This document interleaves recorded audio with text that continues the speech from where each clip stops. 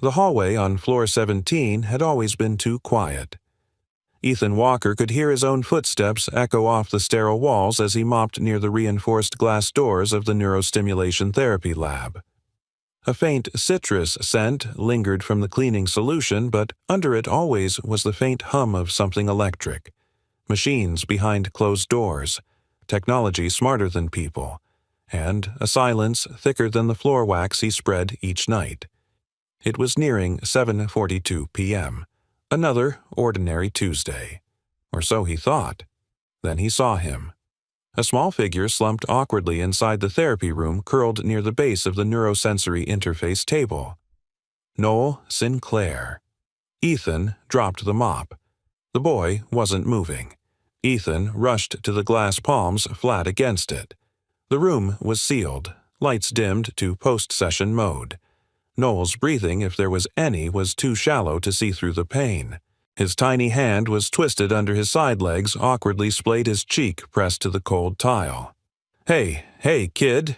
Ethan banged the glass once. No reaction. Instinct kicked in. He turned toward the emergency wall panel and slammed the medical alarm button. Nothing happened. He hit it again. Still nothing. The indicator light didn't flash. The system had jammed. Malfunction. He scanned the corridor. No nurse, no technician. The graveyard shift didn't start for another 45 minutes, and the floor had been half empty all evening. Tuesday rotations always were. He could wait, call someone, file a report, do the right thing, or he could do the necessary one. He reached into his utility belt and pulled out the universal keycard, a multi-access badge issued only to janitors trained in both sanitation and system support. He'd only used it twice in 2 years. Both times for flooded mechanical rooms. Not like this. With a trembling hand, Ethan tapped the card against the scanner. A quiet click. The door whooshed open. Cold air and sharper lights greeted him as he stepped in. "Noel," he said softly, crouching down. Still nothing. Ethan touched the boy's wrist gently, checking for a pulse. There it was, fast shallow. Skin pale but warm. No visible injuries. But the boy wasn't blinking. "Hey, buddy, I'm going to lift you now, all right, Ethan," whispered, one hand behind Noel's shoulders, the other under his legs. He expected resistance. A flinch. A scream. Anything. But Noel didn't move, didn't cry, didn't even blink. He just let himself be carried. Ethan walked carefully toward the hall, his mind racing. What happened in that room? Where was the technician? Why was the alarm offline? And why?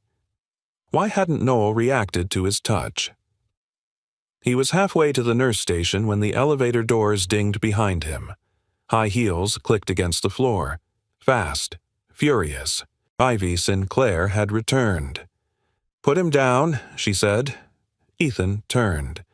The CEO of Sinclair Neurotech looked like she'd just stepped off a red-eye flight, dark blazer creased at the sleeves, hair, wind-blown eyes burning with disbelief. "I said, put him down." He gently knelt and set Noel on the cushioned bench outside the diagnostics bay. The boy didn't stir.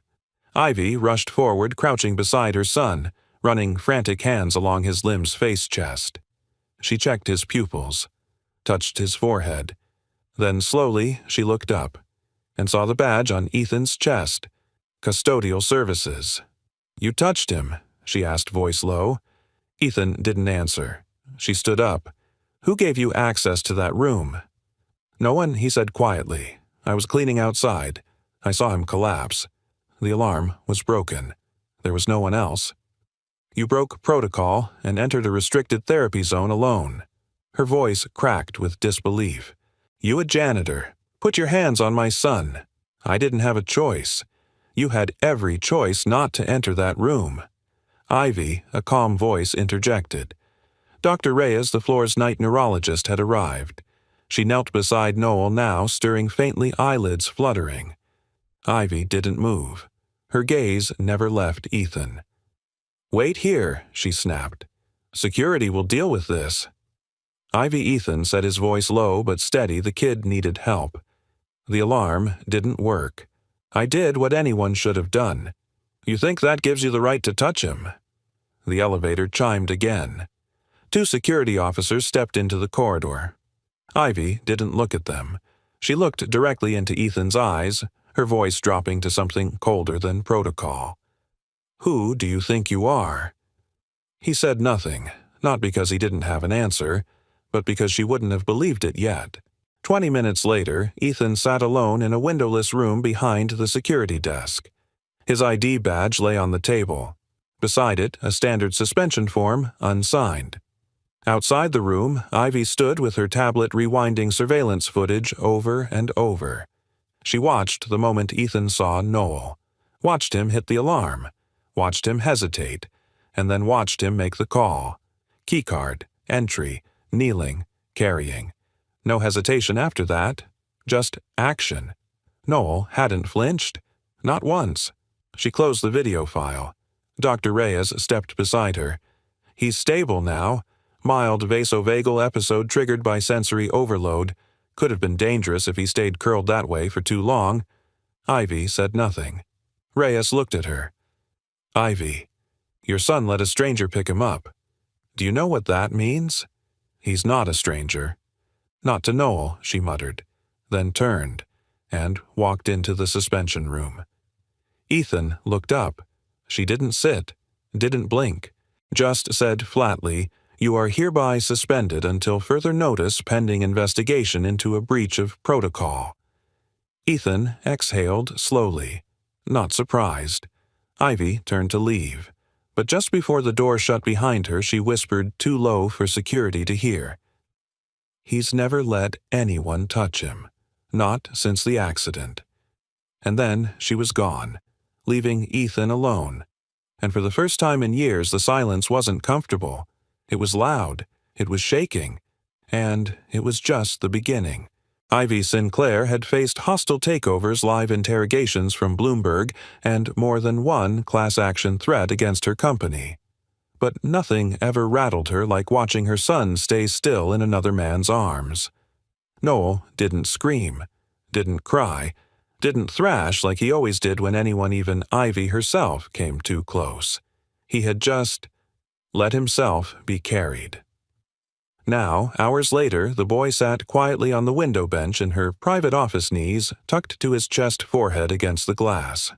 Outside, the Manhattan skyline blinked in soft blues and golds, alive and distant. He hadn't spoken, but that wasn't new. Noel hadn't spoken a full sentence in over 3 years. Ivy watched him from across the room, one hand gripping the back of her leather chair like it was a lifeline. Her voice, when it finally broke the silence, was softer than she'd expected. Why did you let him touch you? Noel didn't turn, didn't flinch. Her throat tightened. You pushed me away for months after the accident.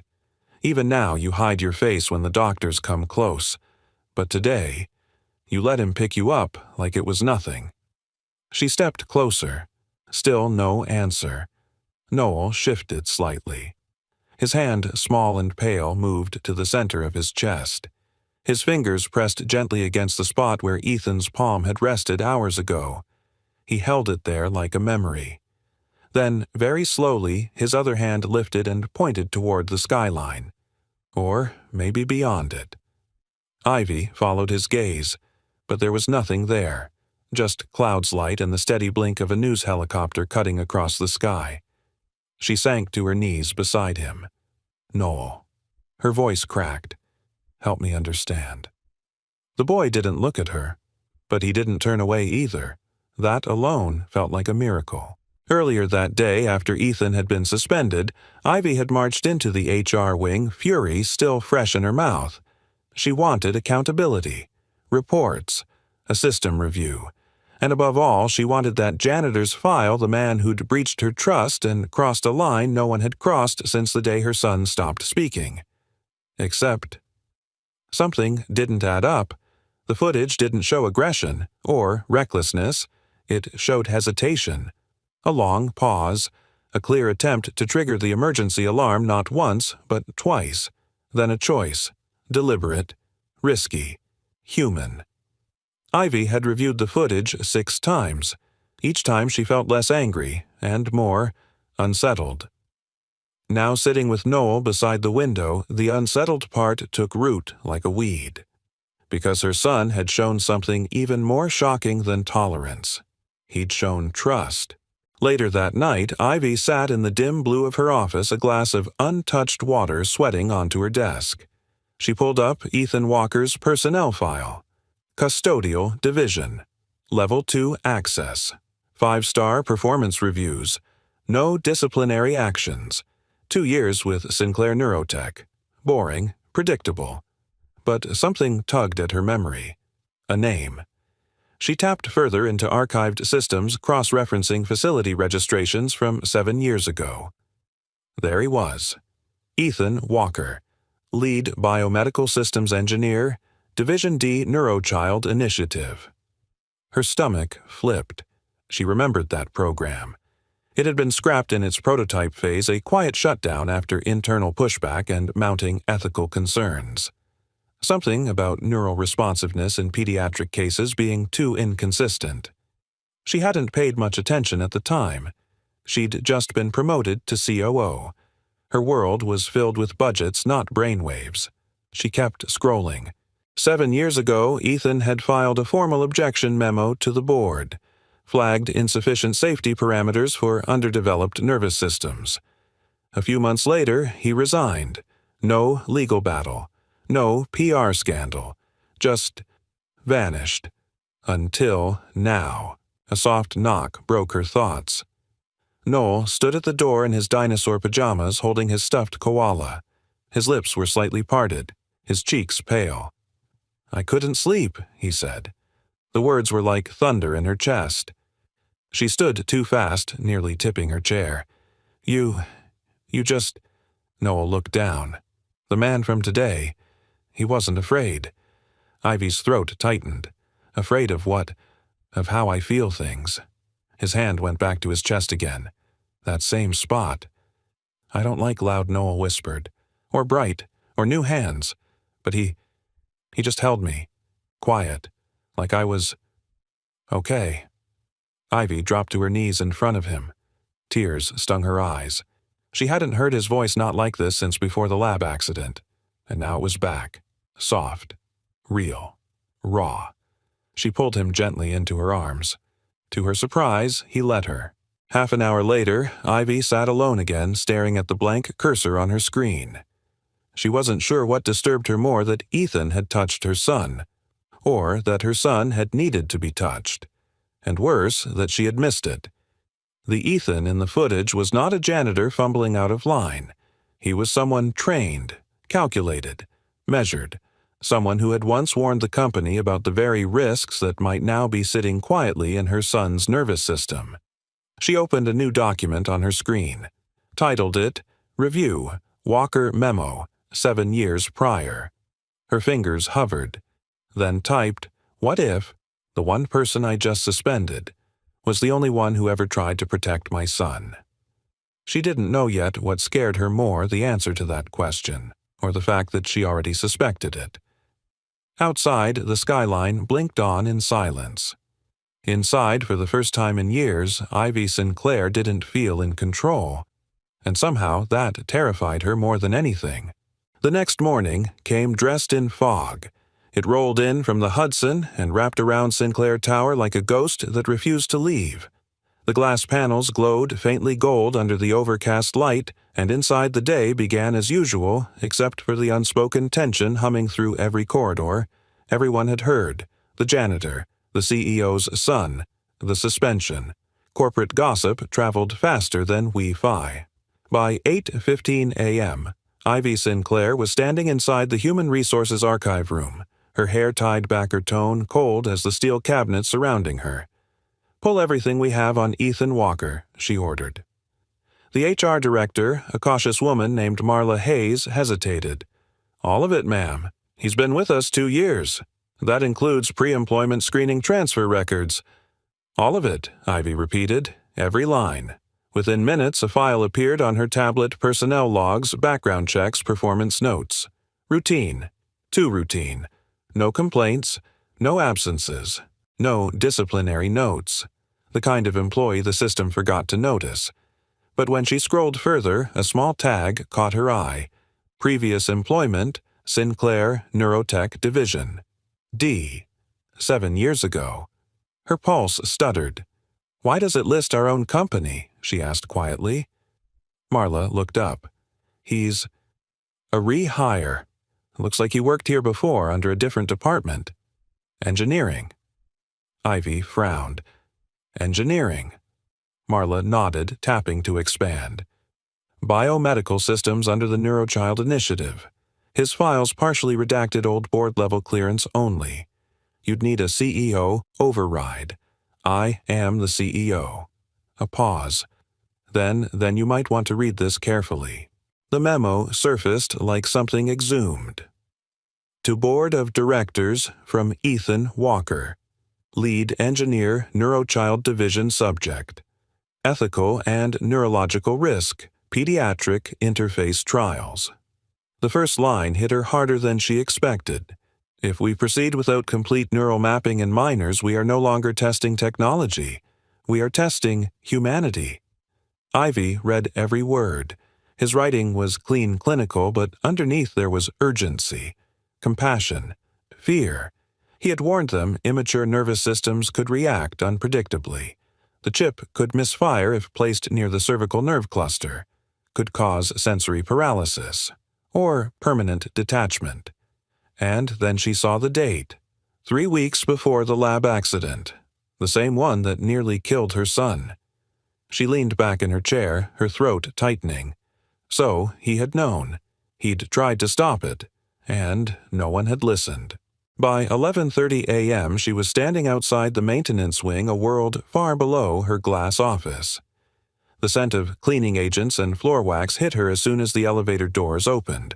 Concrete floors, exposed pipes, radios buzzing faintly. Ethan was there clearing out his locker. He didn't look up when she approached. He was folding his uniform carefully as if each crease carried dignity no title could strip away. "I read your file," Ivy said.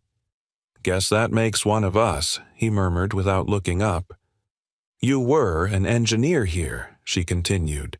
"You designed part of the neural mapping interface." He finally turned. "That was a lifetime ago. You left without explanation. I gave one," Ethan said. "It just didn't fit the narrative." She crossed her arms. "You wrote a memo that could have prevented what happened to my son." He froze. Just for a second. "I didn't know who your son was," he said softly. "But you knew the risks." "Yes." "And you walked away." Ethan sighed, closing his locker. "Because when I spoke up, no one listened.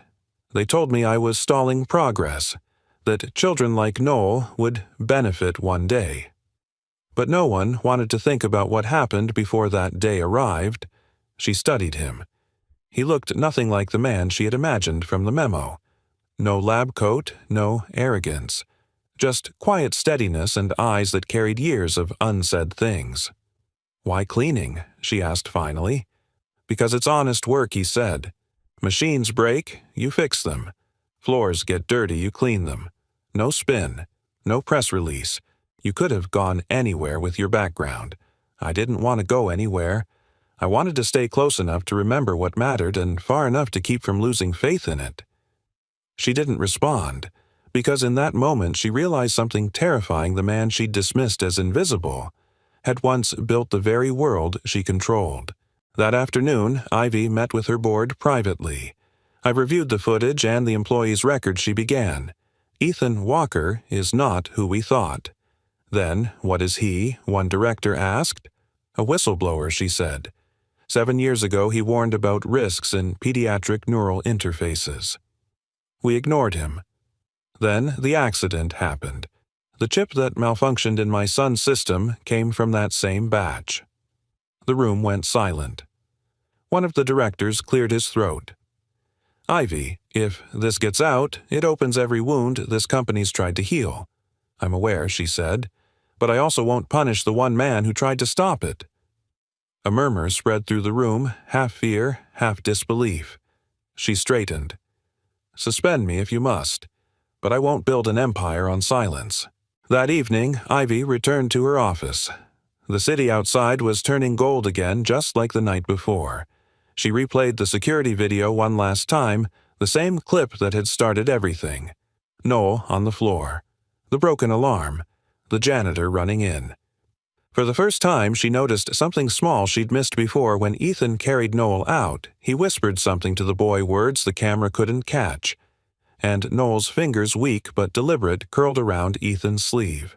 A reflex. Or trust. She didn't know which scared her more. Her tablet buzzed a message from HR. Subject, re-suspension. Status message. Awaiting your final decision, Miss Sinclair. She stared at the cursor blinking under reason for termination. Then deleted the line. Typed instead, pending internal review. Do not process termination. She hit save. As she was leaving, Ivy passed by the lobby where the night janitorial team had gathered. Ethan was no longer there. His shift ended early, but his mop bucket sat neatly parked in the corner, tools arranged with precision. On the bucket handle hung a folded piece of paper, faint pencil marks barely visible from distance. Curious, Ivy stepped closer. It wasn't addressed to her, just a list. Simple, clean. Things that still work: 1. Alarms when tested. 2. Locks when fixed. 3. People when someone believes they still can. She stood there for a long time, reading it again and again. Somewhere deep inside, beneath all her armor and logic, something shifted. For years, she'd built machines to speak where humans failed. But now, it was silence that spoke loudest. And she realized sometimes the janitor didn't just clean what was dirty. Sometimes he cleaned what was forgotten. The lab smelled like nothing. Sterile. Still. Designed to erase the human out of the room. Ivy stood near the center of the glass-paneled chamber, the soft hum of dormant machines vibrating under her shoes. She hadn't been down here in years, not since before the accident. Not since everything changed. Noel had always loved visiting this floor with his father. Back then, it had felt like magic. He'd sit on the stool by the touchscreen panel and pretend he was launching spaceships. Laughter used to echo in these walls. Once. But now, only silence lingered. She reached for the interface table, brushing her fingers against the edge. Cold metal. Unfeeling. Just like she had become. Her hand dropped when she saw the diagram still taped to the back wall, a hand-drawn mock-up, probably from the early trial days. Child-friendly shapes, smiling cartoon nerves. She remembered approving that herself, thinking it was parent-friendly branding. What a joke. Behind her, the door hissed open. Harris stepped in, her late husband's old friend, now Sinclair's CTO. His face carried the weight of late nights and old ghosts. "I didn't expect to find you here," he said quietly.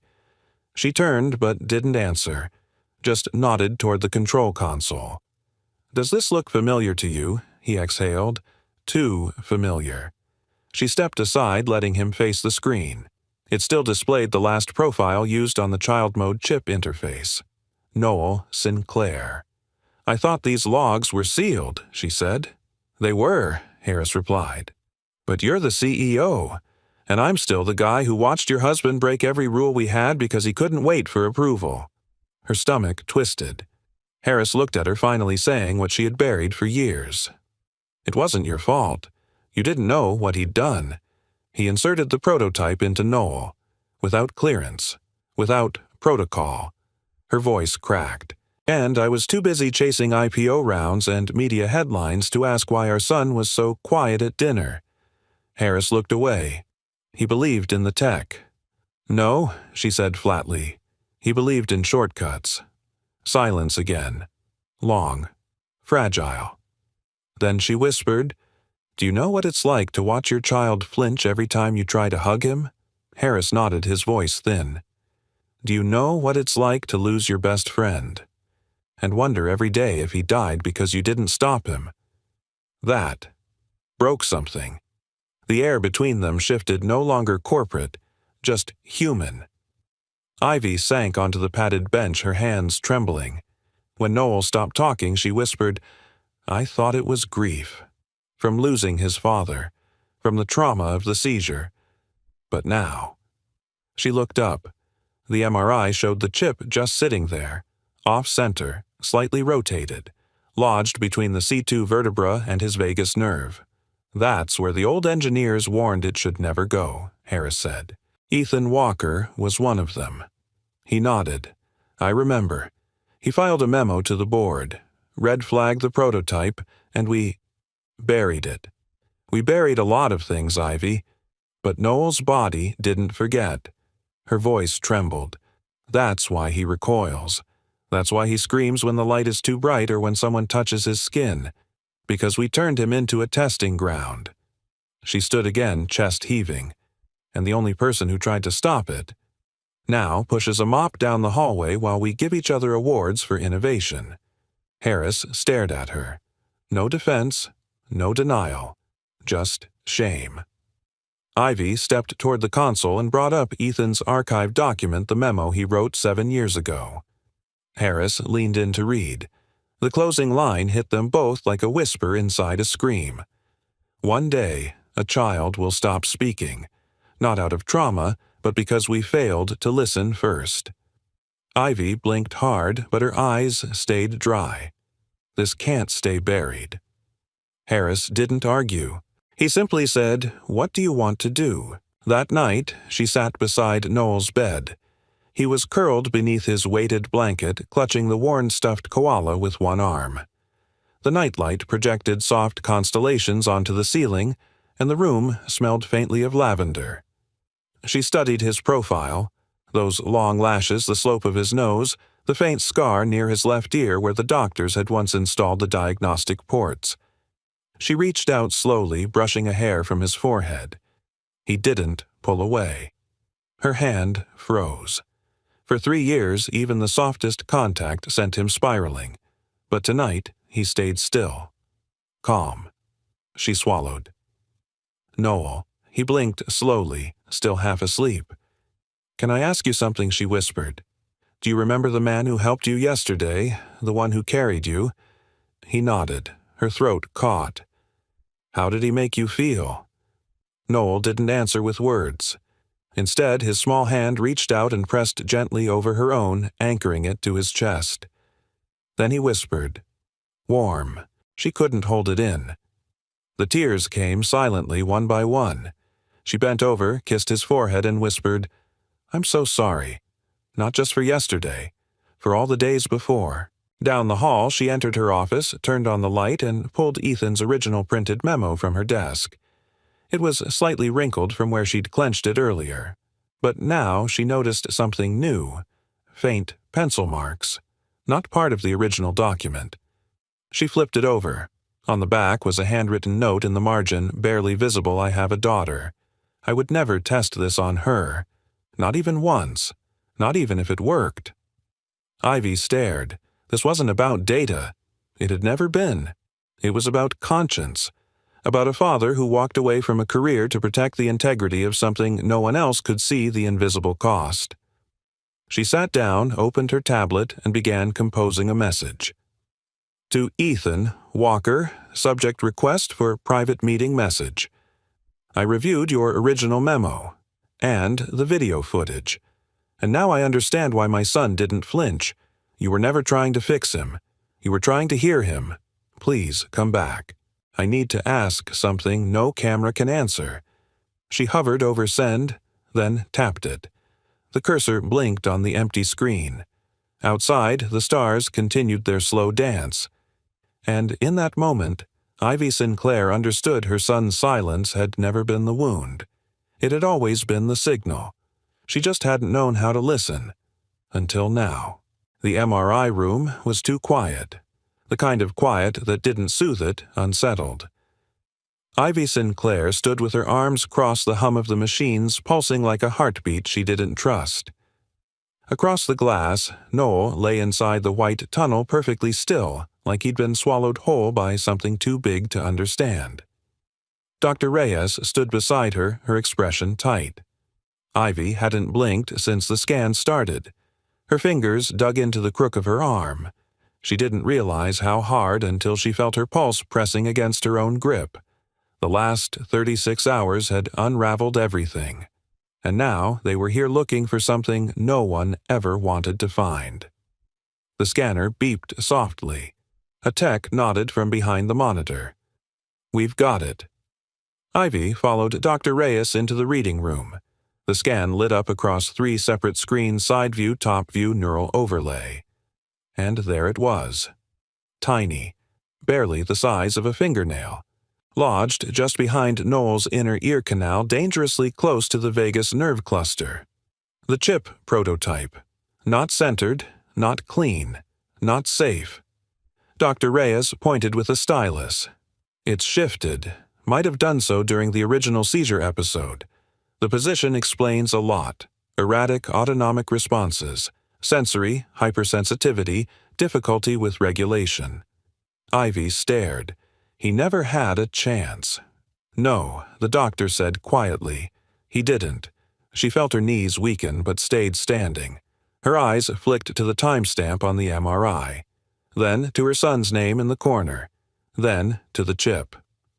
"That chip came from our labs," Ivy said, her voice hollow. "Yes," Reyes replied, "but we discontinued this model 4 years ago, but not before one of them was inserted into my son." The doctor didn't answer. She didn't have to. They both knew who had done it. Later that day, Ivy sat in the back seat of her car parked beneath the tower. She hadn't gone home. Couldn't. The world outside moved too fast, too loud. She needed stillness to hear the voice inside her that had gone hoarse over the years. She pulled out the old memo again. Ethan's words echoed back at her sharp and clear. "If misaligned near the cervical plexus, the chip may interfere with sensory perception and emotional regulation in pediatric patients. Risk is not theoretical." He hadn't just warned them. He had predicted this. And still they had silenced him. She unlocked her phone and opened the message thread she'd started the night before. There was no reply from Ethan. Not yet. She stared at the blinking cursor, then added one more line.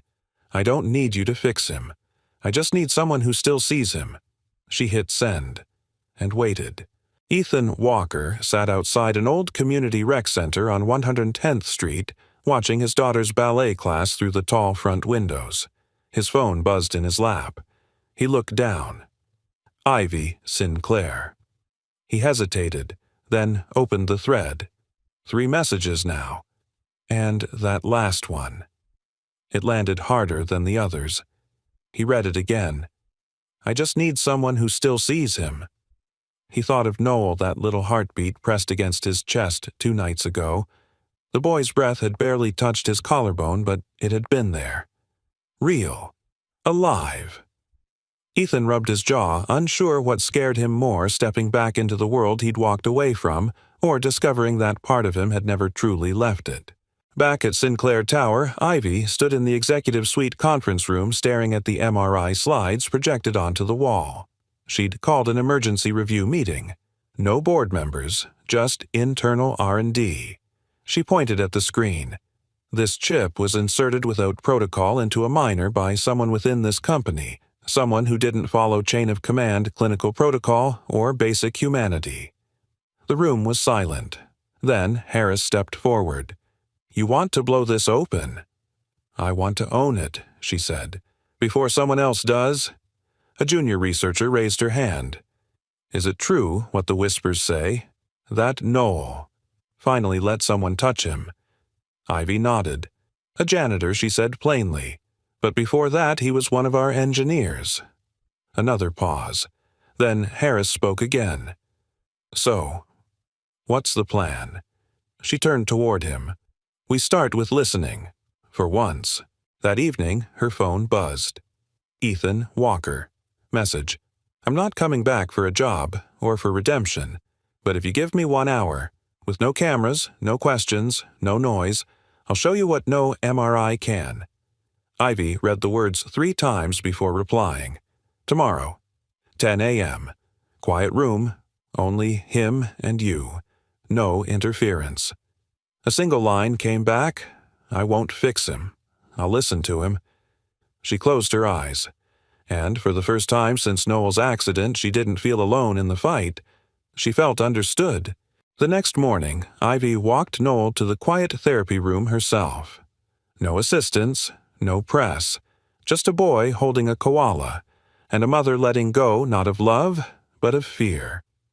Ethan was already there. No uniform, just a navy blue shirt and quiet eyes.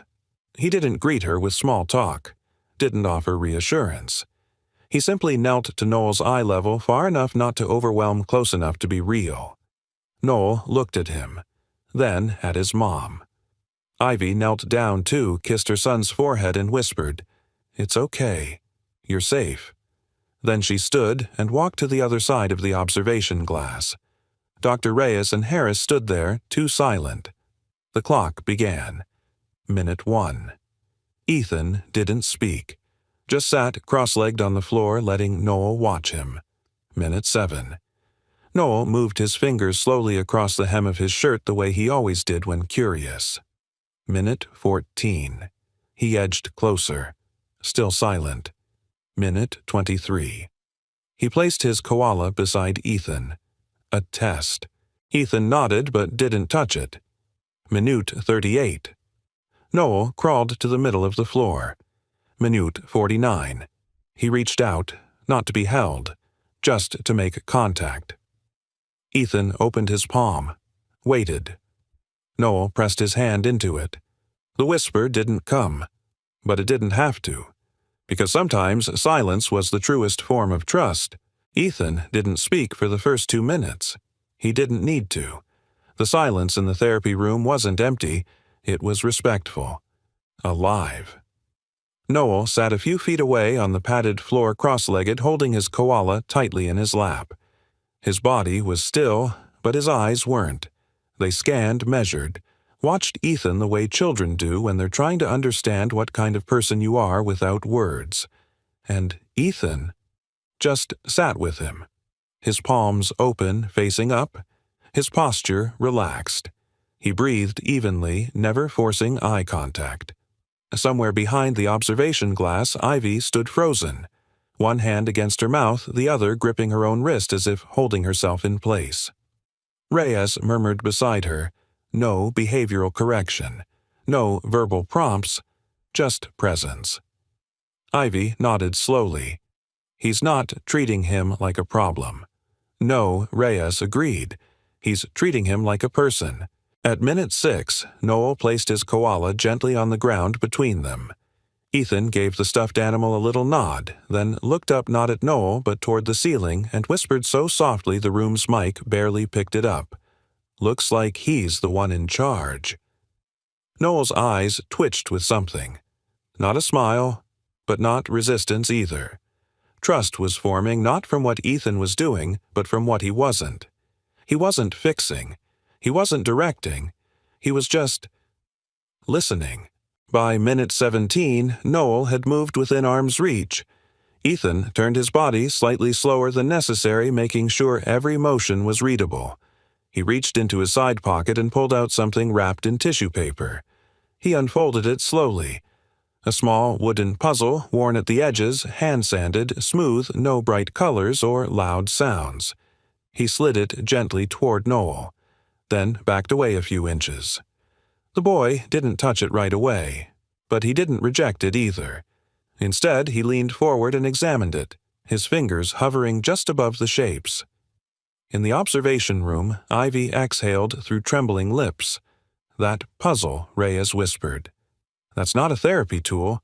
That's handmade." "I've seen it before," Ivy murmured. "In his locker. He made it. For who? For a child who might not want the world to come too close." At minute 29, Noel picked up one of the pieces and rotated it in his palm. Then something small, almost invisible, happened. He looked at Ethan. Just 1 second. A glance. Ethan didn't overreact. He just offered a soft smile and said, "That one's the triangle. Some people think it's the trickiest." Noel tilted his head. Ethan added, "But sometimes it just needs to be upside down to make sense." Noel didn't respond, but he placed the triangle into its slot. Perfect fit. The hour passed, like that quiet gestures, small risks, no pressure. By the 57th minute, Noel had inched close enough that their knees nearly touched. He didn't speak, but he reached out, not to the puzzle, to Ethan's hand. He placed his fingers gently on the back of it, then leaned forward and rested his forehead against the same spot. It lasted 4 seconds. Then he pulled away and stood up, walked to the corner, and picked up his koala. The hour was over, but something unspoken had happened, something permanent.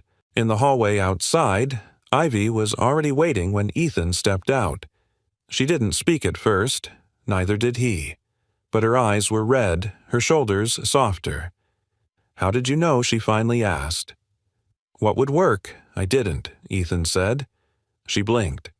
"I didn't walk in with a plan," he continued, "because plans make assumptions, and I've made enough of those in my life to know better." He looked down the hallway where Noel had just disappeared with Reyes. "I just wanted to make space, so he could choose." Ivy nodded slowly. "You were the first person he's touched willingly in 3 years. I wasn't trying to be. That's why it worked." They stood there for a moment, neither moving. Then Ivy said quietly, "I need to show you something." Her office was dim when they entered, the sun just beginning to dip behind the skyline, casting the walls in amber streaks. She handed him the printed memo, the one he wrote 7 years ago, the one they had buried. But when he took it from her hand, she didn't let go. "I read every word she said."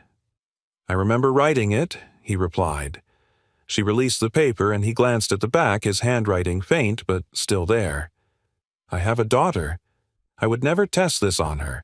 Not even once. Not even if it worked." She nodded toward it. "That's when I understood." "What, that you weren't trying to protect a theory," she said. "You were trying to protect a child." He folded the page slowly. "It's not enough to be right," he said. "Not when you're too late." "You weren't too late." He raised an eyebrow. "You were just unheard," she said. And now he asked. She looked directly at him. "Now, I'm listening." That night, as he walked home under the city lights, Ethan thought about what it meant to be heard. Not in the boardroom, not in a report, but in the quiet, in the pauses between fear and connection. He looked up and saw the soft flicker of a single star above the skyline. Maybe it was a plane, or a satellite, or just a reflection. But to him it looked like a signal, that some things buried weren't gone. They were just waiting for the right moment to return. The room was quiet. Not the therapy room this time, but the executive conference room on floor 33. The air smelled faintly of citrus cleaner and tension. Ivy sat at the head of the long glass table flanked by Reyes and Harris. Across from her, Ethan leaned slightly forward, hands folded on the table. His janitor's badge still hung at his belt, out of place under the soft boardroom lights. Noel wasn't here, but he was why they'd come. Reyes was the first to break the silence. Yesterday wasn't a session. It was a breakthrough. Noel initiated physical contact and maintained it for over 4 seconds. Ivy nodded, but her voice came low, and then he went home and slept through the night for the first time in months. She didn't mention the way she'd stood outside his bedroom door all night, listening to the even rhythm of his breath. Ethan said nothing. Harris cleared his throat. "There's something I need to say." Ivy looked up. His face was tense, jaw tight. The mask of neutrality was cracking. "You weren't the only one who read the memo," Ivy Harris said. "I saw it. The night before it disappeared from the archive, I had it in my hand." Reyes turned toward him, brows raised. "I didn't speak up," Harris continued. "Not because I thought it was wrong, but because I didn't know if it would make a difference. Or just cost everything." He looked at Ethan. "And I let them silence you." Ethan didn't flinch. "You weren't the only one." "But I was in the room," Harris said. His voice cracked on the last word. "I had influence. I had access. And I chose silence." The room held its breath. Ivy's voice came soft. "Why tell us now?" "Because I watched you walk into that therapy room yesterday," Harris said, "and for the first time in years, I saw leadership that wasn't afraid to change." Ivy closed her eyes, and then Ethan finally spoke. "You don't owe me an apology." Harris blinked. "You owe it to him," Ethan said. "To the boy we kept calling the case. To the father who didn't speak loud enough. And to yourself." Outside the windows, the city moved on unaware that something was unraveling and being rebuilt in this glass tower. Reyes stood walking toward the wall. "We keep saying, yesterday was a miracle." But it wasn't. It was what happens when pressure is removed and trust is allowed to breathe. She turned to Ivy. "You didn't authorize that session, but you allowed it to continue. And that choice, letting it happen instead of stopping it, is why we're sitting here now." Ivy's throat tightened. "He shouldn't have needed my permission to be human." Ethan tilted his head. "But you gave it. Eventually." Silence again. But this time it felt earned. Then came the knock. Soft. Hesitant. It was the receptionist. She stepped in and held up a folded piece of paper. "Sorry, this was left at the front desk. For Mr. Walker." Ethan stood and took it. No name on the front. Just slightly smudged graphite fingerprints. He opened it. Inside, in crooked letters that swerved like they'd never been written for an audience before, were 2 words. "Not broken." He stared at the page. For a long time, then turned it around for the others to see. No signature, but everyone in that room knew who it was from. Ivy's hand moved to her mouth. Her shoulders curled forward not from shame this time, but something softer. Recognition. He wrote that she whispered. He found his own way. Reyes wiped at the corner of her eye. That's the first time he's ever voluntarily initiated written language. Harris let out a breath like a man surfacing from underwater, and he said exactly what needed saying. Ethan folded the note with reverence. Sometimes you don't need a voice to be heard.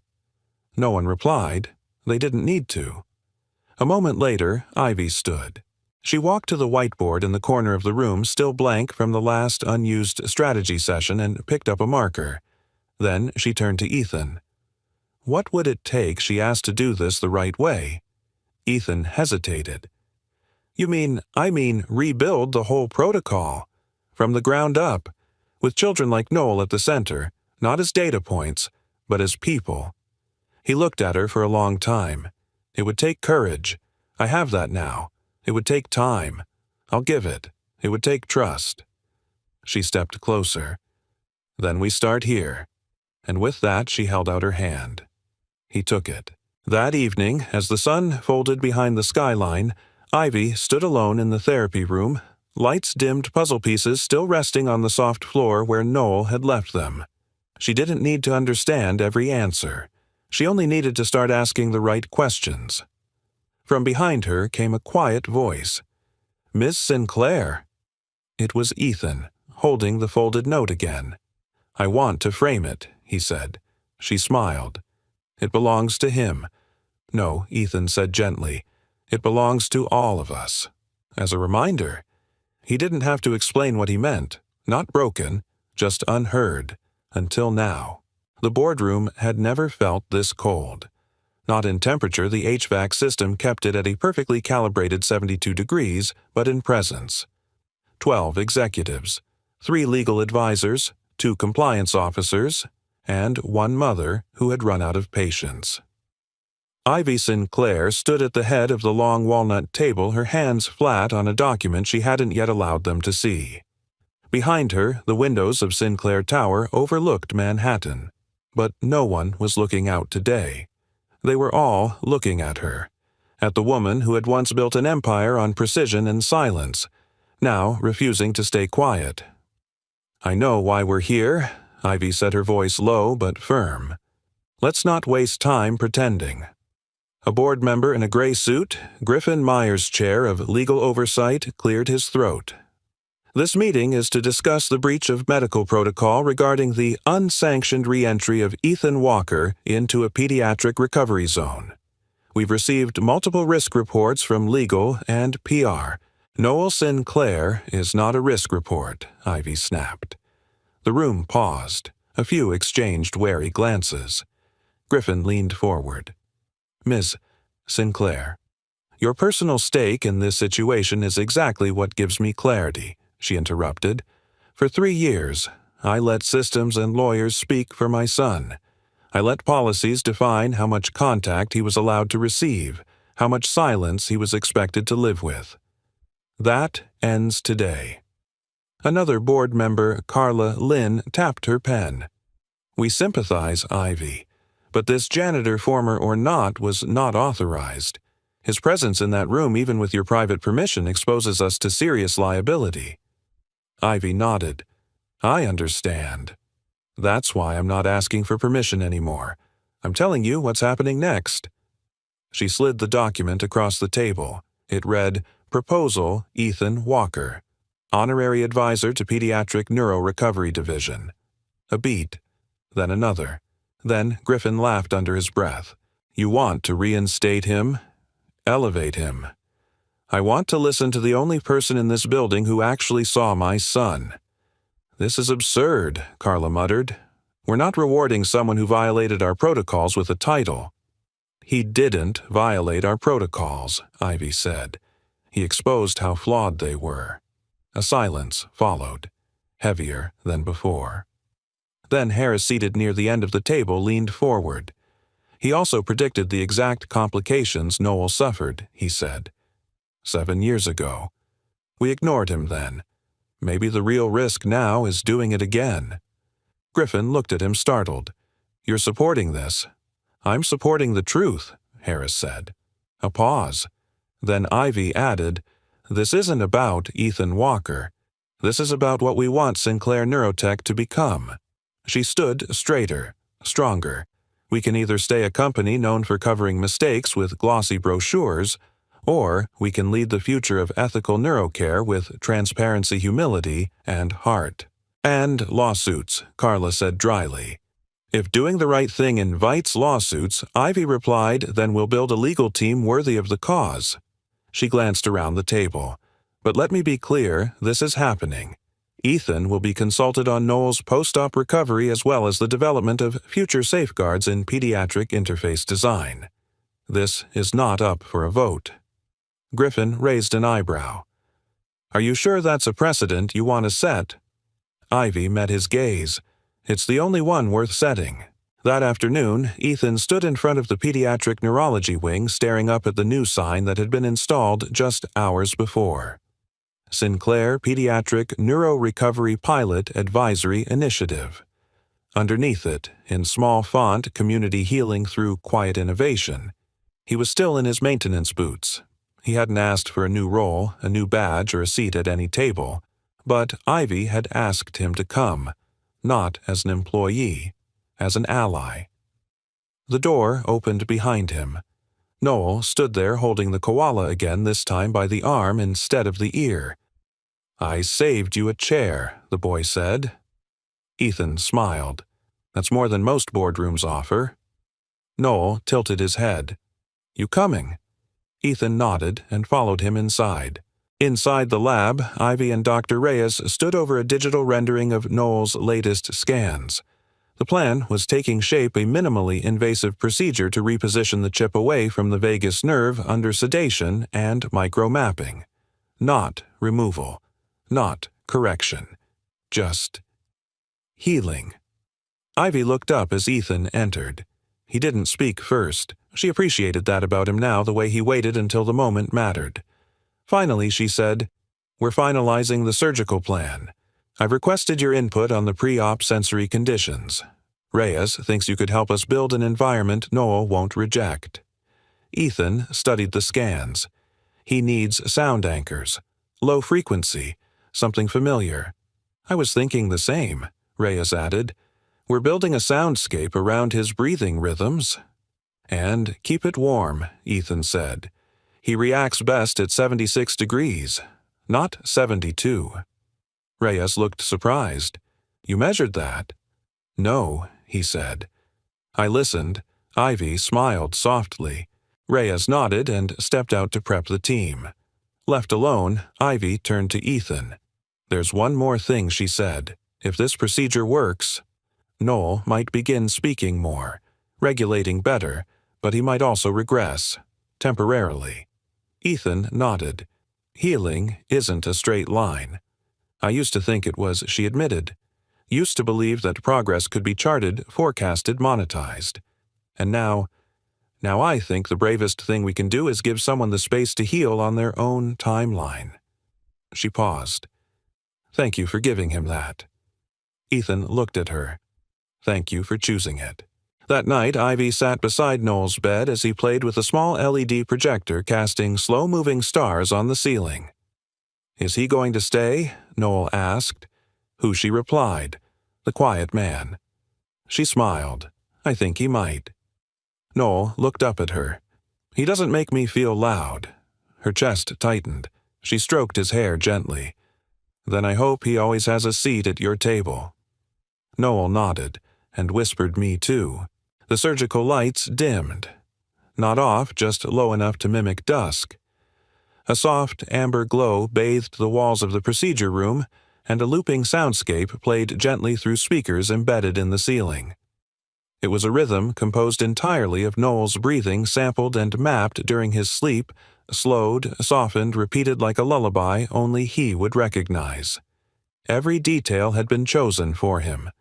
Not for the surgeons, not for the press, just for Noel. Ethan stood just outside the sterile field, fully scrubbed in, but not as part of the team operating. He wasn't needed to cut or close. His presence was something else, steady grounding.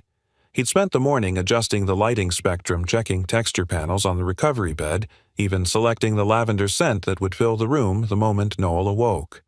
No part of this surgery was random anymore, because someone had finally started listening. Behind the glass, Ivy watched with folded hands and a face frozen in tension. Harris stood beside her, arms crossed, but his usual guarded posture had fallen away. He looked worried. Dr. Reyes, inside the suite, nodded once toward Ethan. "We're ready." Ethan gave a small nod, then stepped back. The procedure began. It was a quiet operation.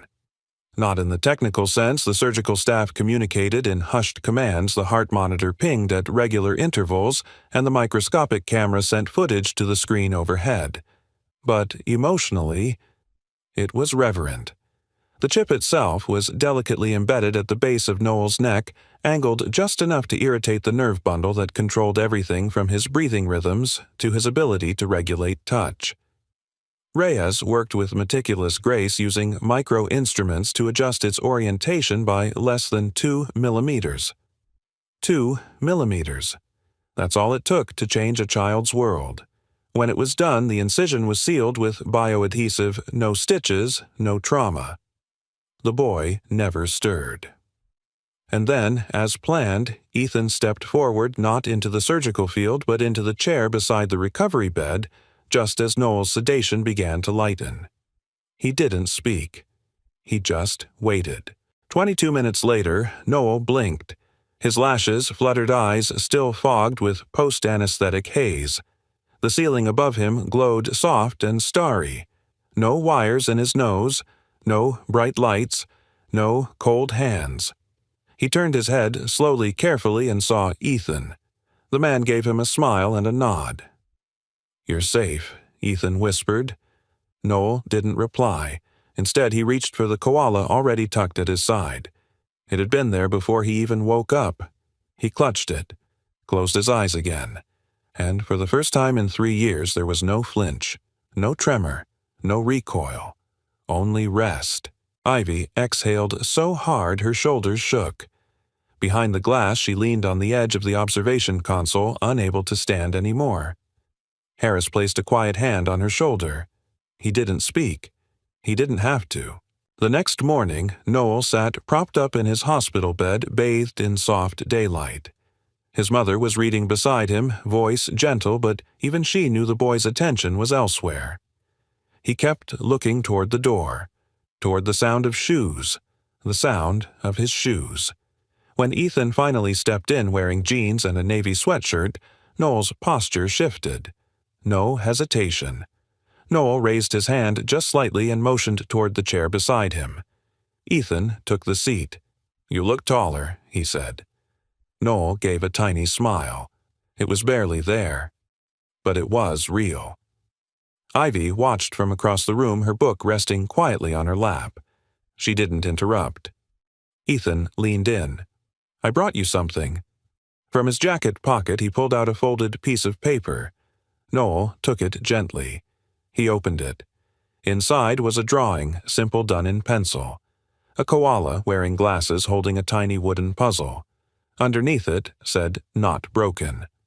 Noel traced the letters with his finger, then whispered, "Thank you." Ivy blinked. She'd heard him speak before, but not like this. This was different. This wasn't trauma. This was choice. 2 days later, the press gathered in the main conference hall of Sinclair Tower. The media had been tipped off not by a leak, but by Ivy herself. She wasn't hiding anymore. She stepped up to the podium in a black blazer, her posture composed, but her tone stripped of corporate polish. "I have built this company on innovation," she began. "But for too long, I confused silence for safety. I mistook numbers for stories. And I allowed a system to hurt the one person I swore to protect most." Behind her, a photo lit up the screen, not of tech or charts or headlines, but of Noel smiling faintly in bed with Ethan beside him. The crowd murmured. Ivy continued. "Today, we begin again. Not with a product launch, but with a promise." She reached into her pocket and unfolded a copy of Ethan's original memo, the one the board had once buried. "I want to read you something written 7 years ago by a man the world forgot." And then she read it word for word, not as a defense, but as an apology. When she finished, there was no applause, just stillness, and in that stillness, respect. After the press dispersed, Ethan met her backstage. "You didn't have to read it," he said. "I did," she replied, "because you were the first voice that warned us, and I was the last person who needed to hear it." He nodded.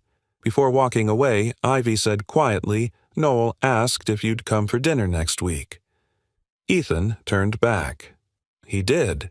She smiled. "Said he wants to introduce you to someone." "Who?" She grinned. His voice. It was a quiet moment. The kind that doesn't make the news. The kind that slips past headlines and cameras. But to Ivy Sinclair, it was everything. She stood alone in her office, the midday sun warming the edges of her desk, casting long golden stripes across a folder she hadn't opened in years. The folder was pale gray. No logo, no label. Just one word embossed faintly on the front, archived. She'd pulled it from the basement records herself that morning without telling anyone. Not Reyes, not Harris, not even Ethan. Inside was the original copy of the internal report from 7 years ago, the official summary of the prototype trials that had led to the shutdown of Neurochild Initiative. The report was sterilized clinical built to protect the company more than inform it. She skimmed the pages like a woman walking through the wreckage of a life she once denied living. Page 12. Section D. Ethan Walker's formal objection memo. She'd read it before, more times than she could count. But today, she flipped it over and saw it. A note, in faint graphite, barely visible, written in the margin, not meant for anyone but himself. "I have a daughter. I would never test this on her. Not even once. Not even if it worked." Ivy stared at the words. They hit different now. Not like a technical objection, but like a confession. Not even if it worked. She felt something crack open in her chest, because for years she'd been so focused on outcomes, data, tangible progress, all while missing the single most important measure of truth. What would a parent choose if no one else was watching? That evening, Ivy arrived at Sinclair Pediatric Recovery 15 minutes earlier than expected.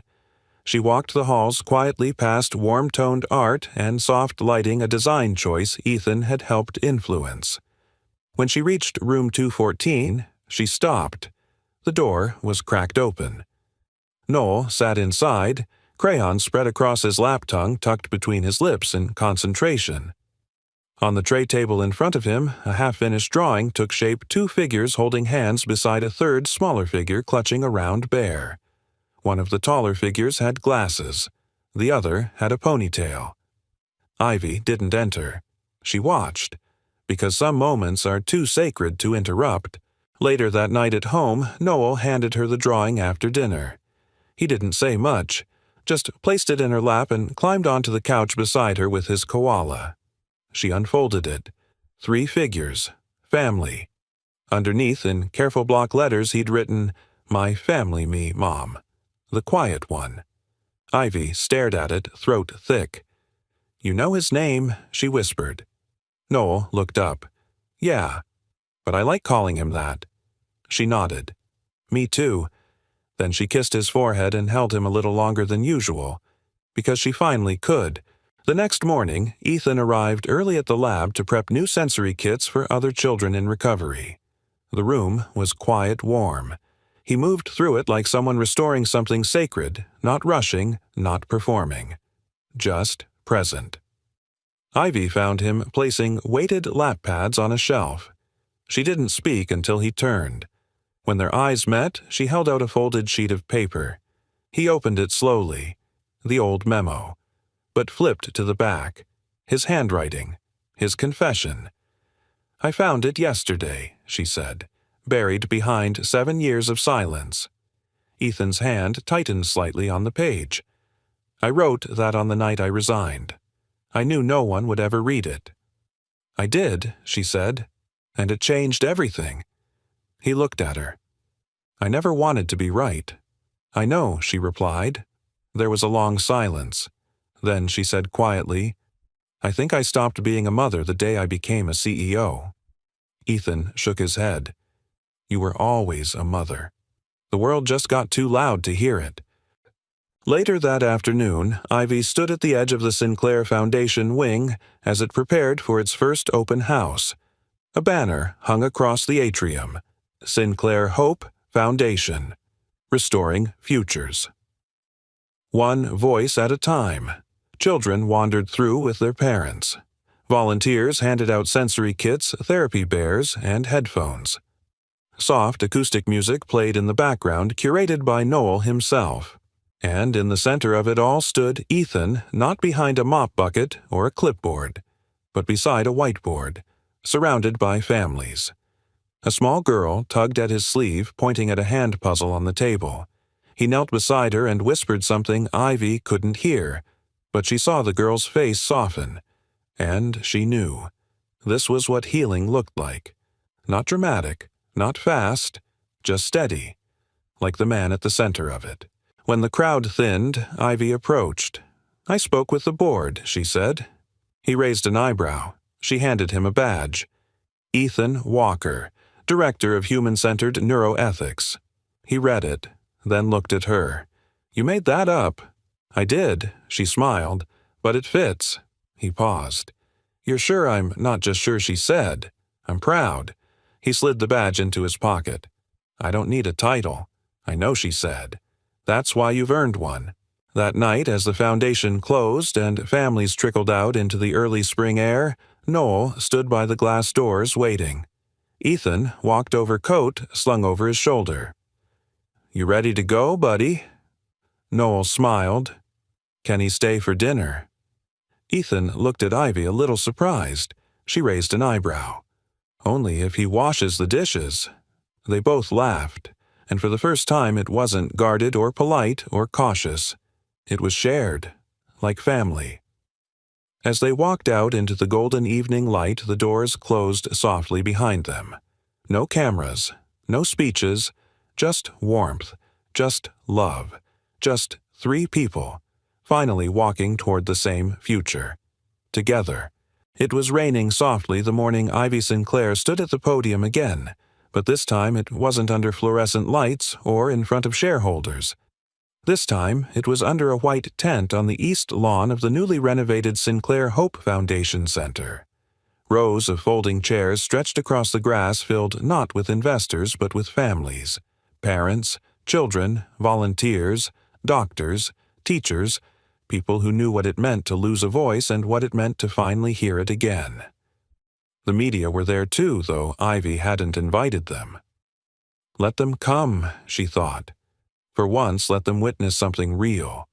She looked out at the faces before her, then down at the handwritten note she had folded into her palm. It wasn't a prepared speech, it wasn't polished, it wasn't rehearsed. It was something she had written at 2:17 a.m. sitting beside her sleeping son after he asked her the question that changed everything. "Mom, can I be the one who helps other kids talk again?" She cleared her throat and began. 3 years ago, my son lost his voice. Not just the ability to speak, but the ability to be heard even without words. We tried everything: therapy, technology, silence, but nothing worked. Until one day someone walked into his life, not with a cure, not with a solution, but with the courage to sit quietly beside him.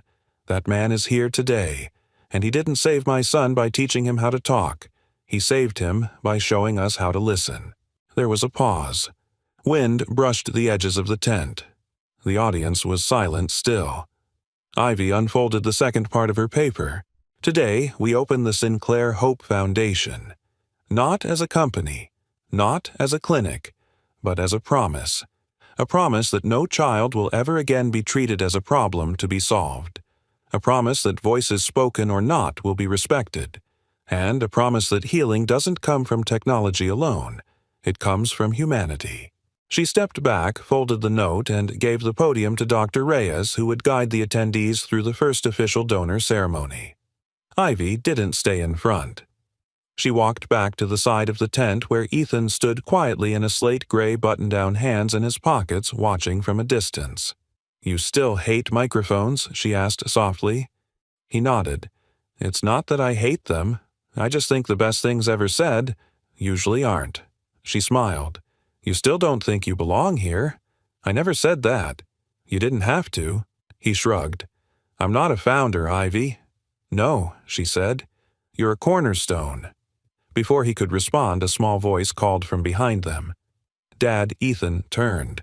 Noel came bounding down the pathway, arms free, hair damp from mist, holding a large white envelope over his head like a shield. "Dad, I forgot this in the car." He reached them out of breath, grinning. "Mom says they want you to see it before they hang it." Ethan crouched.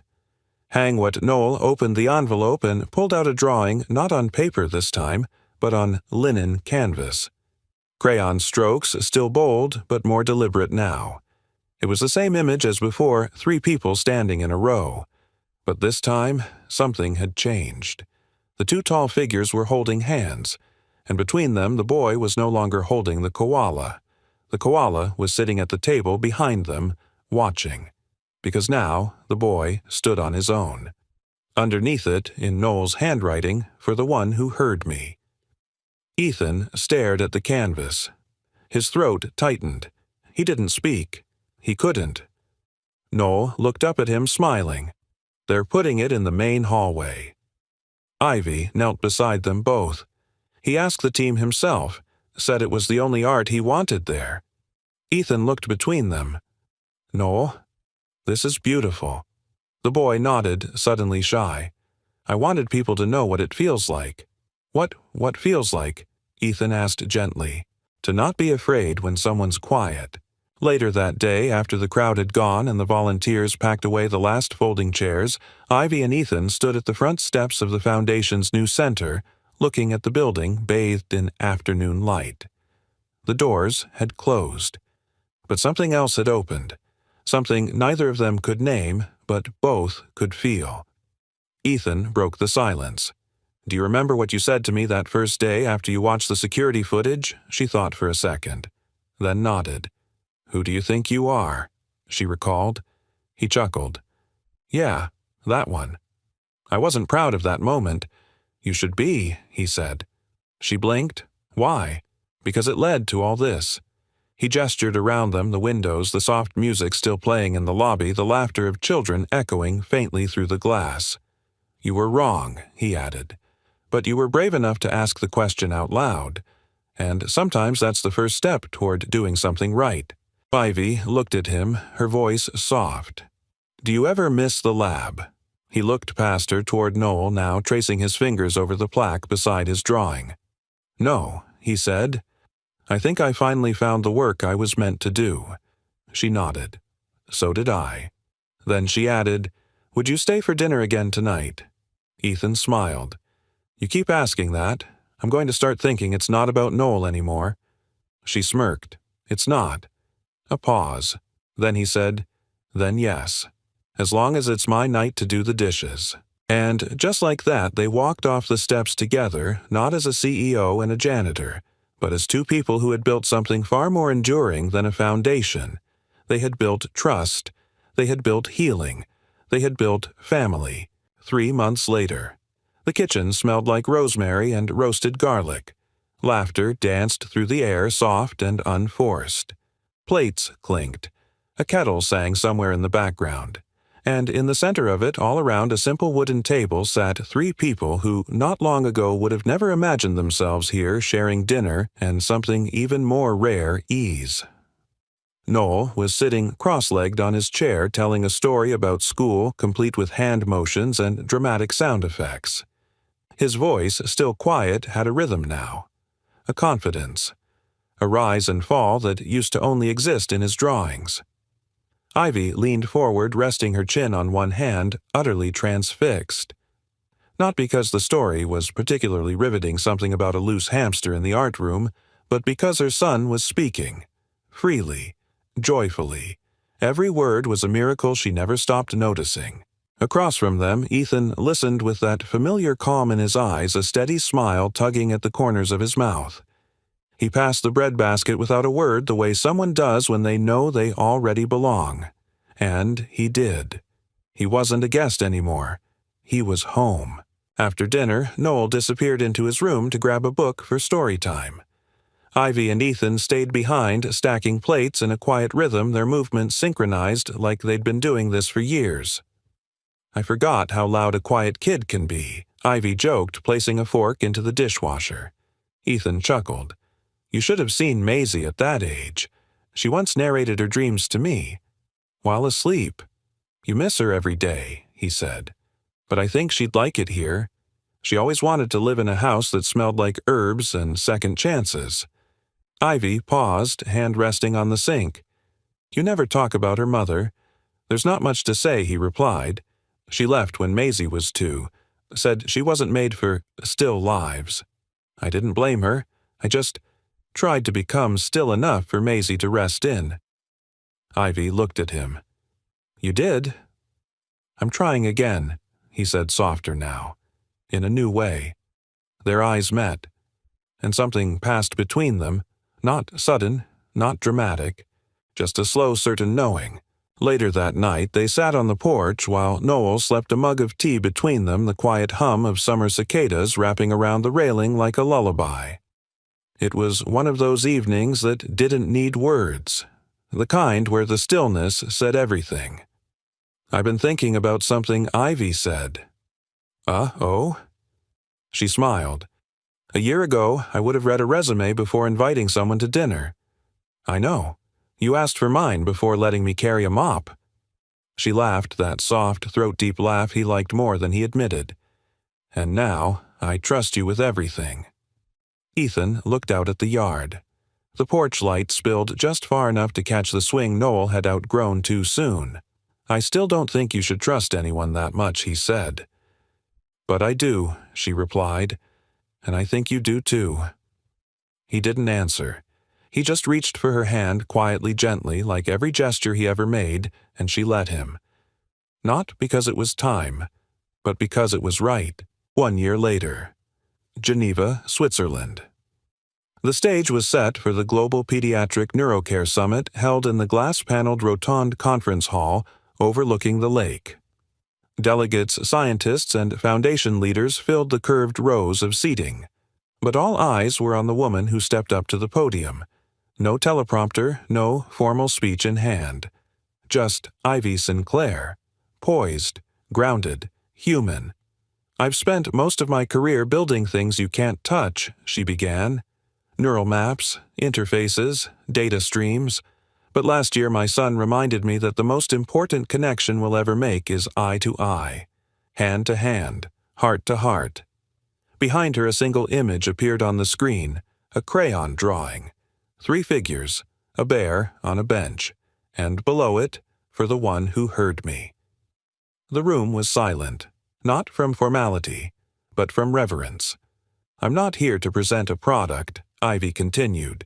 "I'm here to share a foundation built not from code, but from courage.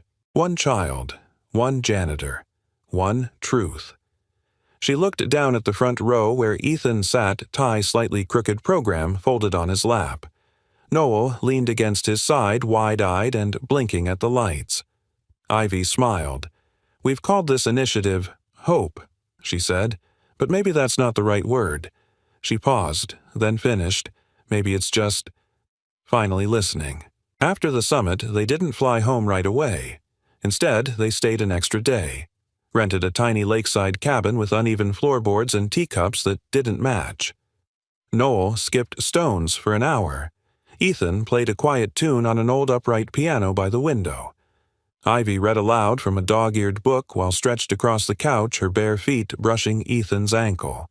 And at dinner, while the candle flickered low and the night crept in around them, Noel looked up and said, "This is my favorite table." Ethan glanced at him. "Why's that?" Noel shrugged. "Because no one talks too much. But everyone says something." They laughed, and Ivy raised her glass of lemonade, not wine, and said softly, "To that." Ethan clinked his glass gently against hers. "To warmth." The cabin stayed quiet long after the lights went out. Just 3 people under one roof. No scripts, no plans. Just a boy who had once been silent, a woman who had once been closed, and a man who had once been invisible. Now sitting in the glow of something simple and extraordinary. Belonging. Sometimes healing doesn't arrive in grand gestures. Sometimes it walks in quietly, pushes a mop, and listens. This was a story about second chances, about a child who didn't speak until someone finally heard him, about a janitor who never stopped being a father, and about a mother who found her way back, not by fixing her son, but by feeling with him. If you've ever witnessed a quiet act of kindness, if you've ever met someone who changed your life not with noise but with presence, or if you were that person for someone else, we'd love to hear your story. Drop it in the comments below. Whether it happened last week or 20 years ago, there's someone out there who needs to know that kindness still exists. And while you're here, let us know, where are you watching from? We've had listeners from Chicago to Cape Town, from Texas to Tokyo, and every story matters. If this story moved you, made you think, or made you feel a little less alone, please subscribe to the channel so you don't miss the next one. Every like, share, and comment helps us bring more human stories to life. Thank you for spending time with us. Thank you for listening. And remember, sometimes the quietest people carry the loudest truths. You just have to sit long enough to hear them.